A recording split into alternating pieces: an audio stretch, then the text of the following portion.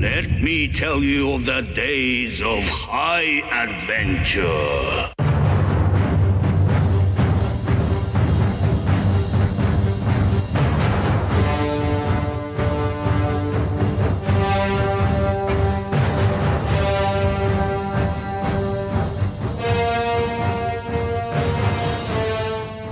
Hello, everybody. I'm Kevin.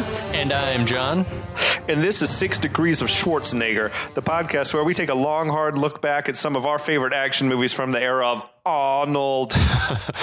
Schwarzenegger is the icon of the genre, and we're taking a deep dive into some of these cult 80s and 90s action movies and breaking them all the way down. We're going to get into the nitty-gritty and examine the good, the bad, the ugly, and the laughable in these movies. But, as always, we're coming from a place of love. You don't watch these movies as many times as we have unless you have a genuine affection for them. Everybody loves a winner. Everyone can see that I am. Everybody follows the leader, baby. Cruising down the streets of Siam.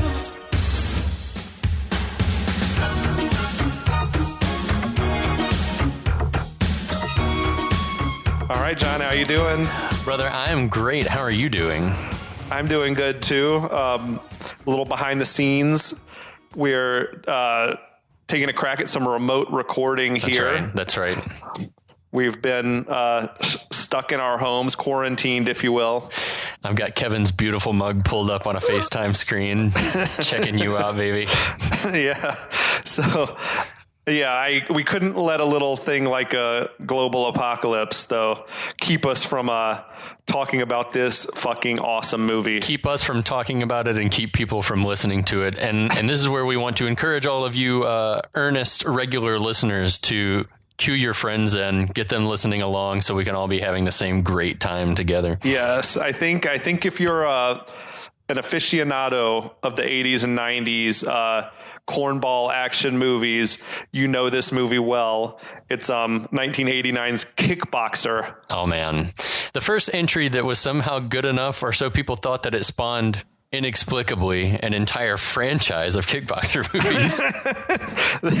There were a bunch of loosely connected movies that followed this, all bearing the name Kickboxer. Yeah. But this is the original, and I mean the crown jewel of the franchise. 100%. If you can call it a franchise. Yeah, we'll call it that for now. The movie is a Mark DeSalle production. Yes. Who also apparently came up with a story with the film star Jean-Claude Van Damme. Is Van Damme, is there anything he can't do? No, he was involved in every step of every process. He's sort of Stallone-like in that regard, I think, you know? And we talked about their first foray together, which was Bloodsport. Yeah, listeners may remember Mark DeSalle as Jackson's schlubby friend from the gym at the beginning of Bloodsport. He was also the producer of that movie. We didn't realize at the time, or I didn't anyway, but he also has got a cameo in this movie that we'll get to pretty soon.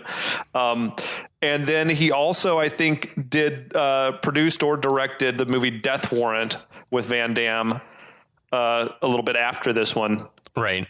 And this was all just a year after Bloodsport, and they decided that just to get the whole band back together, right? They just went back and asked whoever was involved from Bloodsport, let's make lightning strike twice, you guys.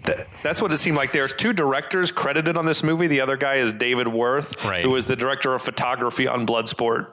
Yeah, he's also director of photography for a couple of other favorite 80s movies of mine, the Inner Space with Martin Short. Oh, that's a good Dennis flick. Quaid, and a movie that you and I have referenced but never seen together, but it was one of my favorites growing up, Remo Williams' The Adventure Begins, starring an unlikely Fred Ward as an action star. That's just a wild, this guy's got a resume. Yeah, it's He had crazy. highs and lows. and there are lots of similarities between Bloodsport and Kickboxer, and it's a wonder to me that Frank Dukes didn't sue DeSalle and Van Damme or more likely just threatened to beat their asses. So it's starring, of course, Jean-Claude Van Damme in the title role of the Kickboxer. Kurt Sloan is the character's name. It's crazy. Van Damme, as we said, also got a story credit, and he choreographed and directed all the fight scenes. So busy man on set for this one. I read on IMDb, maybe you saw the same, that Chuck Norris was attached to play the role of Kurt. That's at bonkers. some point that Norris had a relationship with Menahem Golan, based on, I think, the Missing in Action movies. Because that was like one of the big ones that got Cannon off the ground at first. Yeah, but that Golan was just dead set that Van Damme was playing the part, so they wouldn't give it to Chuck Norris. Which, if you think about it, I mean, Norris was probably 40 years old. Right. It's just a little older to be playing the little brother. Maybe they would have rewritten it. Golan wanted to see those flying roundhouse kicks. Oh, dude, yeah. He believed in him, man. He believed in him. Well, I think history has proven he was right. Yeah. The movie also stars Michel Kisi, I guess maybe you pronounce it. He plays complete rat bastard Tong Po, though in the credits it says Tong Po is played by himself. Yeah, must have been some sort of like a marketing stunt or something, I would think, right? This guy actually exists. Kesey and Van Damme apparently were childhood friends together. Back in Belgium. Both, had their hearts set on making it big, and they came to Hollywood together in 1982.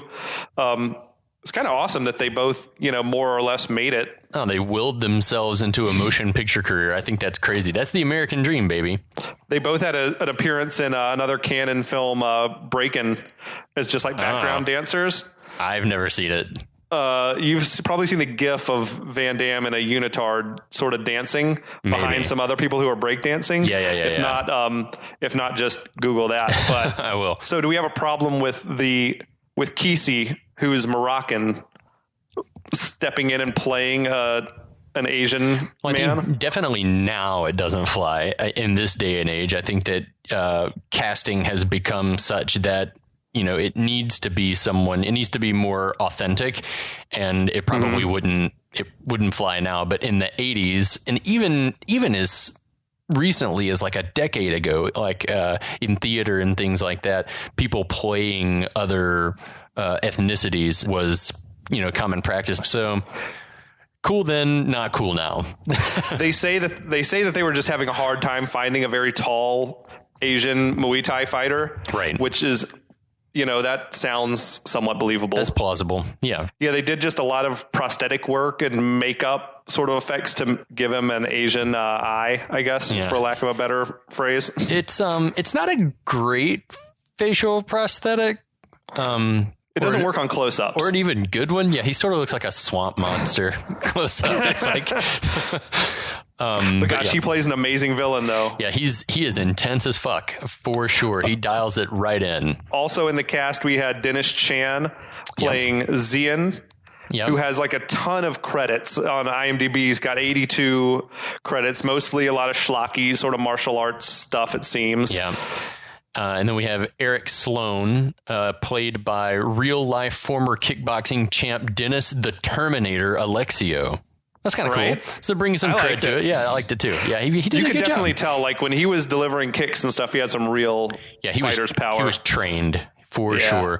I want to talk about Winston Taylor, played by Haskell V. Anderson, who he still works.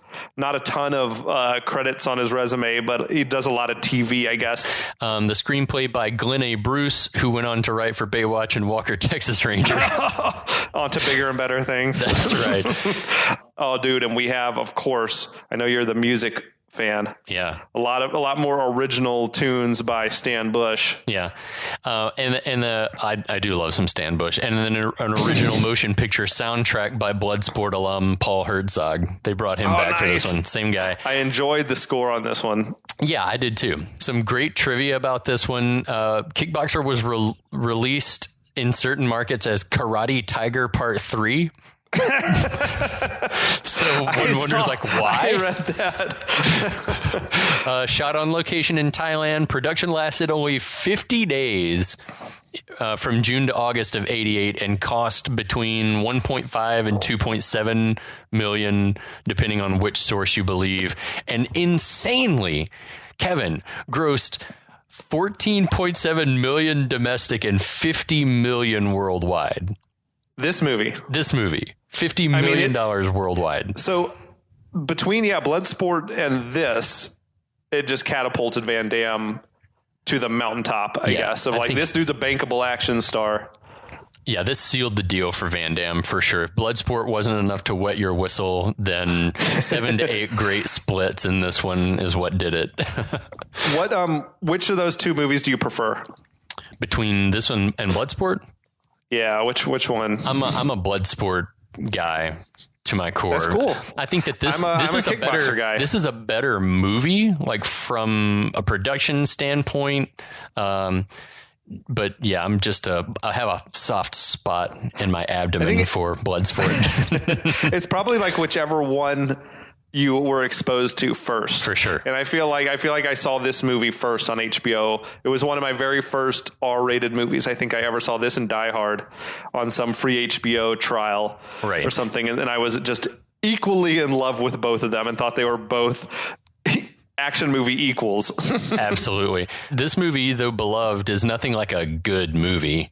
Man, I want to talk about the flick. All right. I guess we should. We've wasted everyone's time to this point. If you're still listening, thank you. So yeah, I guess we'll talk about the movie now. If you're not having a delicious drink, we suggest that you do so. It'll make it seem more like you're in your living room with us by yourself at this trying, challenging global time. Yes. So anyway, plot. Movie opens with some crowd noise at a fight, and the title Kickboxer flashes up on the screen in some big ass video game-ish letters, and we immediately open up on a fight in America, presumably, where kickboxing champion Eric Sloan is having yet another successful title defense at the ISKA championships. Yes. And he is such a cheap ass set, dude. It was like the cheapest. It's like put together with chewing gum and toilet paper. Eric is rocking both mullet and perm. Yeah, it was like... It's one of the worst fights I've ever seen on film. It was just the most boring. The other guy's not doing anything. So I think in the 2 rounds of action we see, he might try to throw one kick or punch. But he's just standing there getting beaten up. Getting the shit kicked out of him. Eric's brother, Kurt, is working in his corner, and Kurt is super impressed with what Eric is doing. Yeah, man. We get the super ineffective, wow. That's all we get from Jean-Claude. So one thing is, I read somewhere, but it was not in the credits. Someone said that one of the 2 ring announcers was David Worth, the other co-director of the film, which seems plausible. Yeah. Speaking of that dialogue between the ring announcers, it is primo. The champ is really awesome. That's a great line, right? He's an awesome champ. He's definitely the Eliminator, the other guy says, which is Eric the Eliminator Sloan. A nod to his real life nickname of the Terminator, I guess. Right. Eric makes a Babe Ruth-like prediction between rounds that he'll knock his opponent out, which of course is exactly what happens. It helps that the opponent is just worthless. Like he's basically a punching bag out there. I think I could knock this guy out. Eric Sloan wins the bout in 38 seconds in the 4th round and retains his championship. Did you notice the other guy working Sloan's corner? I did. The guy like sort of off to the edge of the screen, just fist pumping and hamming it up. He had a fanny pack on. Yeah, I think he had bare feet. He probably like works in their gym or something. I love the thought of like your cut man or whoever it is got the fanny pack on. It was the 80s. It was the 80s. It was a beautiful time. After the fight, reporters are asking Eric why he doesn't use a trainer, and he says that his brother Kurt is all he needs. I love that he tells the reporters that apparently Kurt just wants to be a vet. He says he's going to be a vet. I say he's going to be a lawyer. Well, I'm going to kick his butt. And it's like, I just was thinking like, Van Damme is not a young guy in here. He's not old, but he's probably 30. Yeah, it's like it's time. It's a little late in the game for one to have your brother telling you what you're going to do with your career, and then for two, like you don't get a whole lot of freshmen in law school or freshmen in vet school probably at age 30. That's true. That is fair enough. Fair enough. I wondered if they were meant to have been a younger cast. I don't know. In all likelihood, yeah, we can say that. But this is also the era of like Saved by the Bell or in Beverly Hills 90210 where 30 and 40-year-olds are playing 18-year-olds and everyone's fine with it. That would be funny if we find out that they are the two characters are meant to be like 19 and 24. I mean, Dennis Alexio, Eric, it looks like he could have been somebody's granddad. He got started very, very, very young. The reporters ask what's next for Sloan now that he's beaten everyone in the U.S., and he says it's time to take it on the road and beat the best in the world. That's right. And this is when some schlub reporter asks about Thailand. That schlub, that would be Mark DeSalle, our director/producer/writer. I love the line. I understand kickboxing was invented there, and they're the best at it. Talking about Thailand. Which it stands to reason, yeah, they would be is kickboxing the same as Muay Thai? That's a great question. Based on my notes here in front of me, it's just isn't it just Thai boxing? So I don't know. That's what I would think. It's not literally. I mean, it doesn't look like the Muay Thai that Tong Po is fighting later, or the other fighters that we see in Bangkok. It looks a little bit different, but I just love that quote. I understand kickboxing was invented there. From what I've heard around town, I guess. Jesus Christ. I understand. There was no Wikipedia back then. No, Word on the street. And this information is apparently news to Eric, who's ostensibly been kickboxing most of his life and just now learned that it originated in Thailand. Outstanding. That's fantastic. He's not a student of the game. I suppose not. But then just some classic American machismo. Eric tells Kurt to book him a couple of first class tickets to Taiwan and they'll go show him what's up. That's right. And he sort of, I think Kurt corrects him and says Bangkok. And he says Bangkok, Taiwan, Tokyo. What's the difference? I'm kicking ass wherever I go. Yeah, that 80s kickboxing money must be good. Right.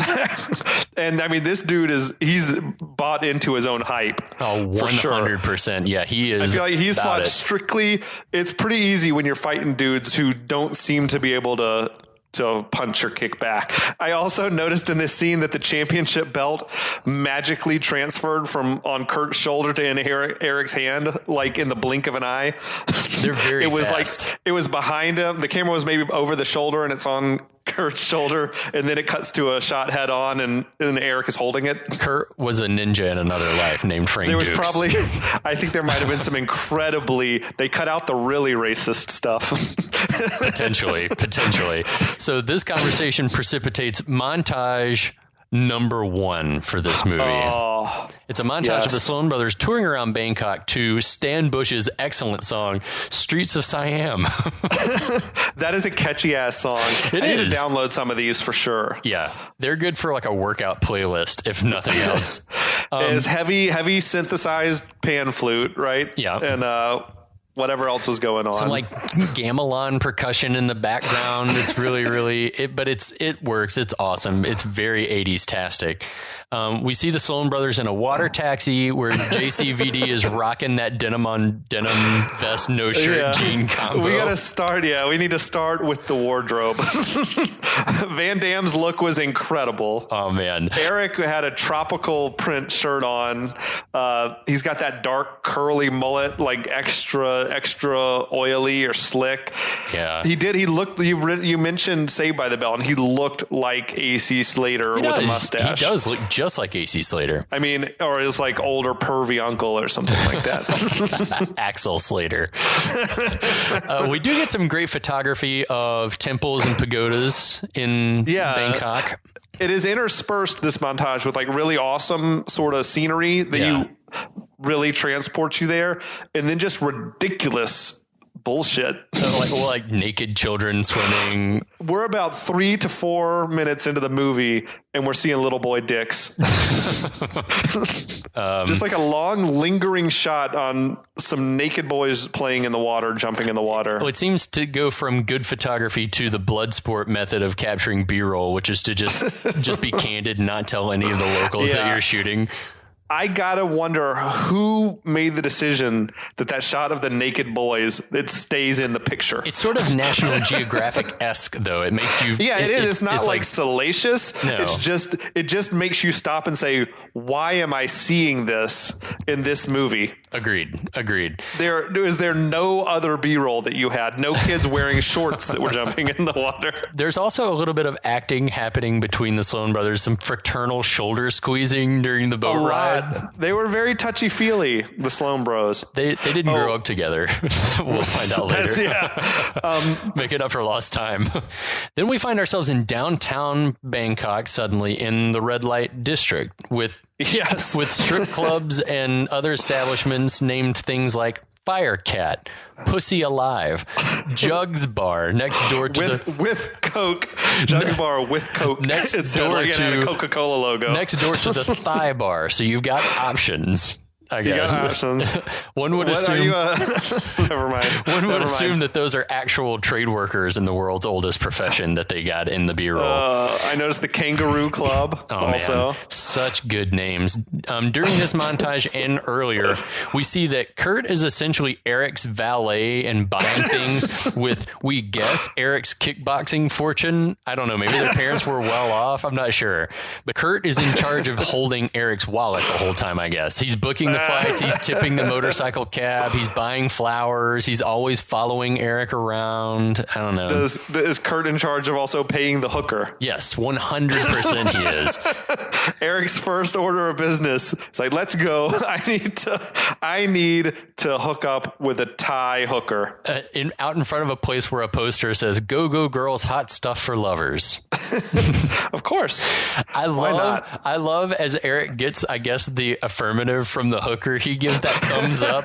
He's over like, yeah, she said yes to exchanging sex for money. I'm getting crabs tonight. And like Kurt is just tickled. Yeah, he gave the girl the bouquet of flowers that Kurt had bought off the old woman on the water. I think he tells him, Kurt, pick the bouquet that you think would be most impressive to a prostitute. And then Kurt's like skeezy arms akimbo sideways smile. It's like, yeah, brother, you pay for that intercourse. Like he is proud of his big bro, Eric. The cab ferries them up to a place called the Hotel Regent. As Eric's walking off to get chlamydia, Kurt reminds him that he's fighting the Thai champ next week.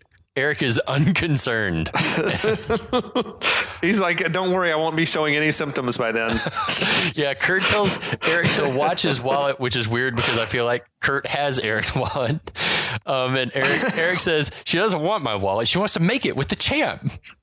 I wonder, I'm like, and again, Kurt seemed very impressed by the swagger of his brother, but it's like, is that what you really think? Oh man, rewatching this movie a couple of weeks back has reignited a passion in me.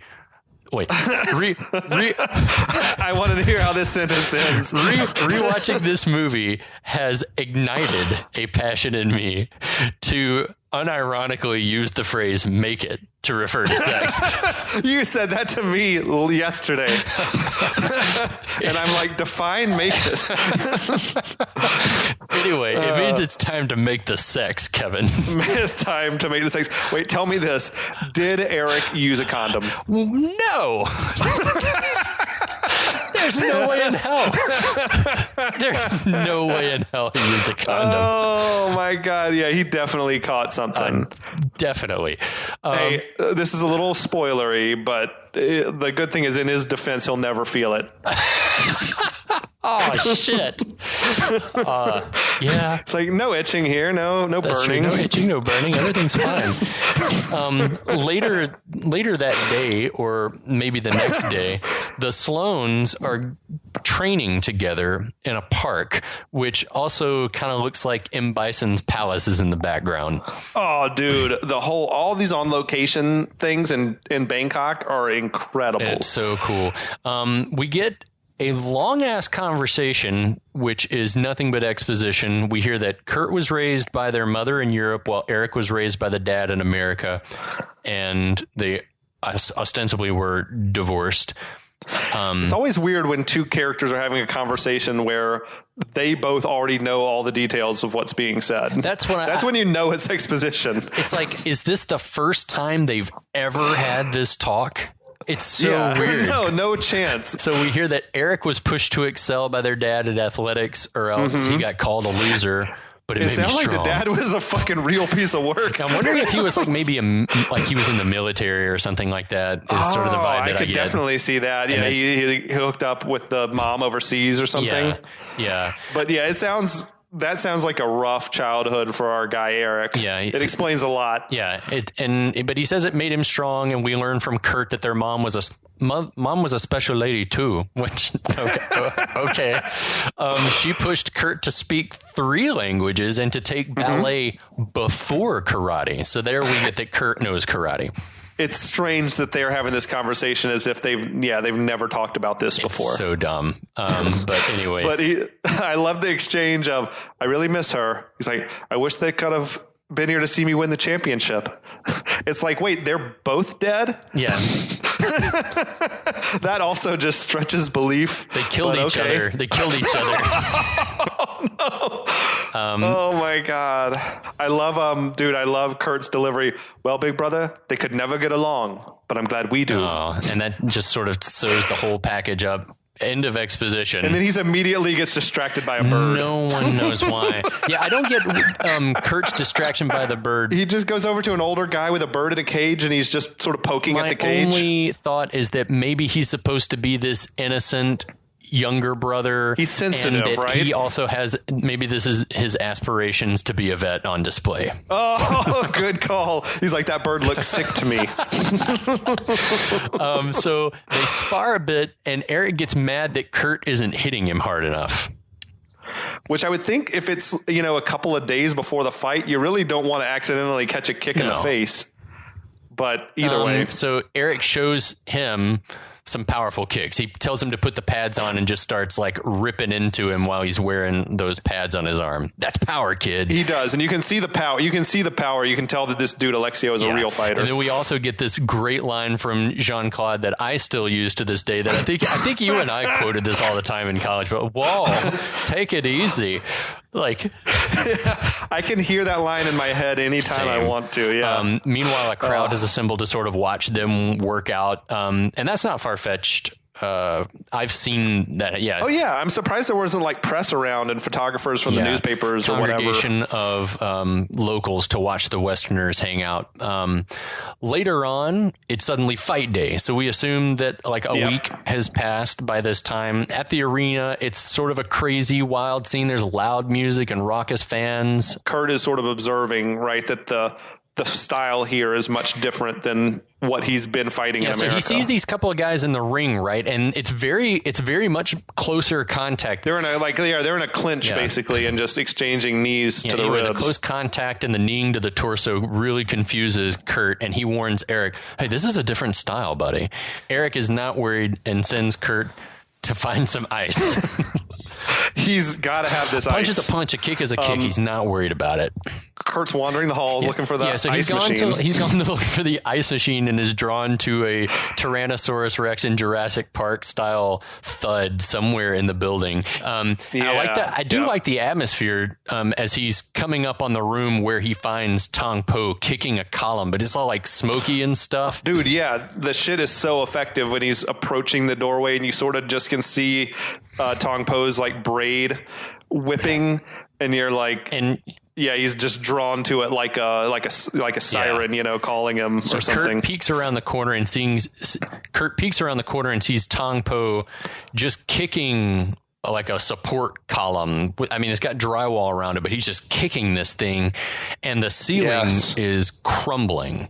Like plaster is falling. It's amazing. We should describe Tong Po's look. Yeah. He's like, a tall dude.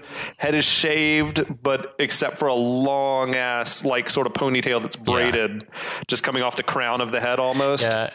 It's down to his waist, it's very, right? very long. And we get, first look at Tong Po's face, Michelle Kesey's facial prosthetic. He's got some sort of scarring, it seemed like, on his face, or maybe it's just bad prosthetic work. Tong Po turns around and sees Kurt ogling, and he does that weird fist clench flex thing, and you hear joints like crackling and cracking and stuff, and Kurt is freaked out. I think Kurt probably wet his pants and then ran back to warn Eric. Yeah, he filled his pants up with poop and then ran away. Oh, he did get stopped for ice on the way. Now, I have a question. I understand that this all takes place in the days before the internet and that they didn't have access to internet regarding the champion maybe of all of Thailand's Muay Thai scene, but no one in America knows who Tong Po is or has any intel on the guy. I don't know, man. Yeah, it does beg the question. I mean, the ISKA, there's no way they sanction this fight. That's what I'm saying. It's like, who set up the fight with no reliable information to share regarding the opponent? And they threw this thing together like within a few weeks, it seems like, from his last title defense. I just find it hard to believe that Eric's manager, if he has one, or whoever, said, call Thailand and set it up. You're staying at the Regent, check-ins Tuesday, fights a week from Wednesday at 11 a.m. Bye. And just like sent you somebody really dropped the ball on this. Just crazy. So anyway, Kurt gets the ice successfully and runs to warn Eric and tells him about this fucking crazy person that he saw. I saw the look in his eyes. The guy's crazy. Yeah, Eric's he's not even concerned with that. He's just rubbing himself with that ice. Just weirdly icing. What is that accomplishing? Is he numbing his skin? I don't know. I could never make sense of it. And I was really trying to understand how the ice helps him fight better. I don't get it, but he does give a shout out to Atlanta, Georgia in this little scene. Yeah. Says the crowd's going to love this fight, just like Rocco and Atlanta. Right on. Kurt is like just pleading with him to please cancel the fight. He's talking about Eric says something about his legs. Yeah, it's all on the legs. And Kurt says, legs? This guy was kicking one of these with his fucking leg. Blah! And the plaster was falling down. Eric is not concerned, as always. So what? Can he move like me? And then he does the weirdest fucking thing in the entire movie. He does all these like really fussed shuffle and like shadow punches, and it's making this like slick Vaseline. It's a sex noise. It's like it's so gross, but it makes me giggle. Anyway, I know he is not listening to Kurt. He says, if you're not going to help me, then you can just leave. Right? If you're not, you're either with me or go the fuck home. So Kurt reluctantly says, yeah, fine. I'm here to support you, champ. And I'm going to see you through to the end, which is momentarily. Cut to the ring. We see Tong Po preparing, doing some kind of ritual while Eric shadow boxes and shows off his belt that means nothing in Thailand. They don't seem impressed. No. And so I looked it up, and this is a pre-fight ritual that's a real deal called the Wai Kru Ram Moi, which is a student show of respect and gratitude to their teachers, parents, ancestors, fighting style and stuff. So I thought that cool. Was interesting. So despite Tong Po being a crazy ass, that he was at least in touch with the traditions behind Muay Thai. Huh. Yeah, it's very interesting. Now, did you notice that Eric's chest is now clean shaven and it was hairy in the locker room? I did not notice that. That's amazing. It's just like, oh, sure. Okay. Maybe that's why he was icing himself down, because he wanted Kurt to give him that straight razor shave on his chest. He didn't want any stubble. He wanted to, he didn't want to scratch his opponent. It's not fair. But yeah, so that's how Eric was focusing on his pre-fight final preparation. So after all the pre-fight ritual, it's suddenly go time, and the music picks up lickety split. Tong Po starts moving across the ring, and the bell rings as he's moving. He is en route. Yeah. So does the bell guy is he waiting for Tong Po's cue? No, I think to me, it makes it seem like Tong Po is just like, I'm going. I know I won't touch him until the bell rings, but I'm going to be moving in the meantime, just like calculated. Like, that's crazy. It was sheer domination. Oh yeah. Eric gets one kick in that Tong Po catches, and then it's punch after punch. Kurt is obviously very, very concerned. An elbow knocks Eric to the mat. Tong Po is getting the crowd riled up, very Chong Li style. Yes, the crowd loves Tong Po. Yeah, and then Eric makes it to his feet and comes right at Tong Po with some kicks, but gets neutralized again pretty quickly with some fucking headbutts. Have you ever headbutted anyone or been headbutted? Playing soccer, yeah, but not like in a fighting way. Yeah, I can't imagine just headbutting somebody. That's crazy to me. But you're as likely to hurt yourself, right, as you are to hurt the other person, but maybe not if you're a expert in headbutting technique. If you're trained and know like which part of your head to use, I guess. But Tong Po gets Eric on the ropes and is absolutely devastating him with, I counted 23 uninterrupted knees to the ribs.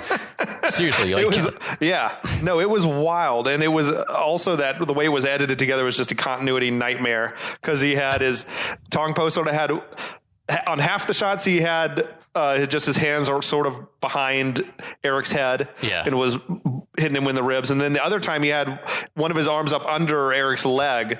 It sort of had him, where he's on one leg and is giving him those knees. But it's unclear. Maybe there are even more knees to the body that we just didn't see. So they had to edit it down for time. Yeah. So he beats the crap out of Eric before flinging his limp body to the mat. The Thai fans are all about it. Is a wild scene there. And then we see a couple of shady looking characters looking on from like a balcony from some rafters. Yeah, we don't know who these dudes are, but they seemed, I guess, to be like authority figures. Yeah, if their faces don't say shady, that one dude's blue silk shirt and pendant necklace do. The fighters go to their corners at the end of the round. Tong Po is chill, cool as a cucumber. Eric is somehow conscious, which I have found to be incredible now as an adult. Just he's somehow conscious and able to stand. If I'm Kurt, and he does, like, I'm doing the same thing. I'm thinking throwing the towel, like that. Eric is outclassed here. He does not know what's going on. Half of his ribs have to be broken by now after just the end of that round. Eric's complaining about the music and the elbow to the face. He's like, that fucking music's driving me crazy. But Kurt tells him, he's like, that's just how it is here, man. It's no holds barred. You kind of elbows and knees. He said, he's like, I tried to warn you. Like that's how they fight here. So Eric says he's going to show Tong Po what's for with some street fighting, and Kurt begs him one last he's time. He's like, motherfucker wants to street fight. I'll show him.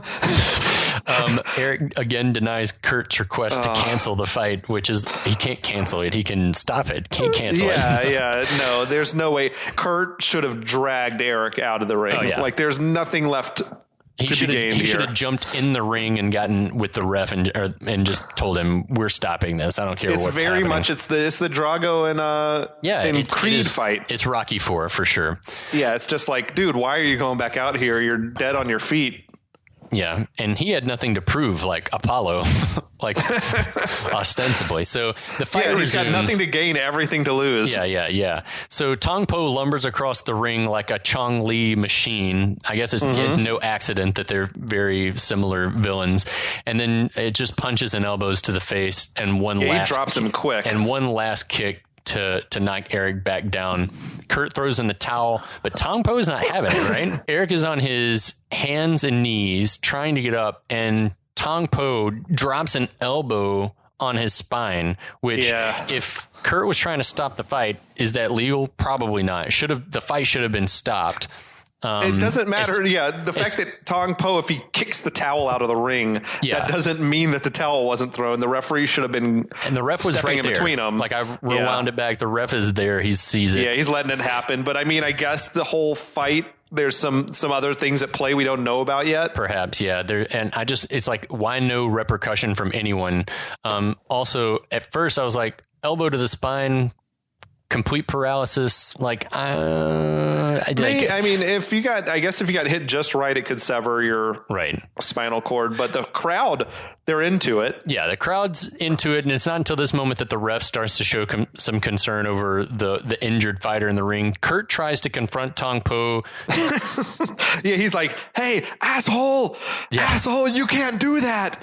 And then Tong Po sort of flings the two guys holding Kurt back aside and just gut kicks him right out of the ring. Kurt lands in the lap of Black American guy in the front row, who is Taylor, played by Haskell V. Anderson that we mentioned before.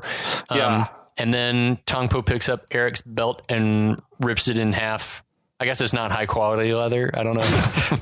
That's literally impossible. You can't just tear leather. No, maybe it's but vinyl? also I don't know. Well, Kurt, like what he pleads with Taylor, whose name we haven't learned yet, but he pleads with the guy, take us to a hospital. And Taylor says there's 2 more fights. How is this not the main event? That's a great question. This is their champion versus the American champion. We got 2 more fights after, though. That's a great question. Even know. Yeah, that had me like, there's no other fights after this one. Oh my God. Anyway, Eric that's a great point. Eric gets carried out on a stretcher, and the shady guy with the silk shirt, he signals for the guys to get rid of him. Basically just like, take him quietly around back, which is exactly what he means. He's like, take that body out back and do whatever. They've gotten what they wanted out of this guy. Now just like put him in the alley. Yeah. So the stretcher bearers just leave Eric on the curb outside the arena. And they go back inside, closing the gate behind him. So which is not great for Eric, who likely has multiple broken ribs, a broken spine, he's fucked. Internal bleeding, up. All types of internal bleeding. Yeah. Concussion, surely. Kurt is frantic, trying to hail a cab, ask for the guy to take him to the hospital. And the guy, there's a language barrier, obviously. And then a blue van comes from behind and like bumps the cab from behind, and it like starts to roll off down the hill, which is kind of awesome. Yeah. The American guy from inside hops out and says he'll take him to the hospital, which is he got out of there and to his vehicle fast. Yeah. It's nice of him to have that real quick change of heart. I know. And I was thinking to myself, Taylor also is definitely drunk, right? Yeah, well, I feel like Taylor pre-games before he does anything, which we'll learn later. But yeah, he was pre-gaming probably. I love that there are escorts in the van. He had a couple of girls. And that they as they're loading Eric into the van and get him in, he like shoos the ladies away. Bitches never get enough of my stuff. Well, when they put Eric in the back and close the door, Eric just visibly moves his feet. Oh shit! Like he visibly pulls his feet in as they're closing the door, and it's like, come on, maybe he'll learn to walk again. The guy, the American, introduces himself as Taylor, and immediately non sequitur. I'm ex special forces. I'm sort of retired. You're riding the fastest wheels in Bangkok. Yeah, and then they speed off to the hospital with the unsecured, not immobilized, gravely injured man rolling around in the back of that sweet Mazda van. He is rolling around back there. It's like some Weekend at Bernie's shit. And that is, friends, where episode 1 in our series of Kickboxer ends. Oh my God, I'm already exhausted. That was a lot to unpack for sure. And we haven't even seen Van Damme fight yet. No, that's pretty awesome. This is awesome. Yeah, very, very cool. This is great. Friends, we hope that you'll pick it back up with us again next time for your COVID at home listening pleasure. We wish you all well. Stay at home, wash your hands, have a beer, and we love you. All right, we'll be back.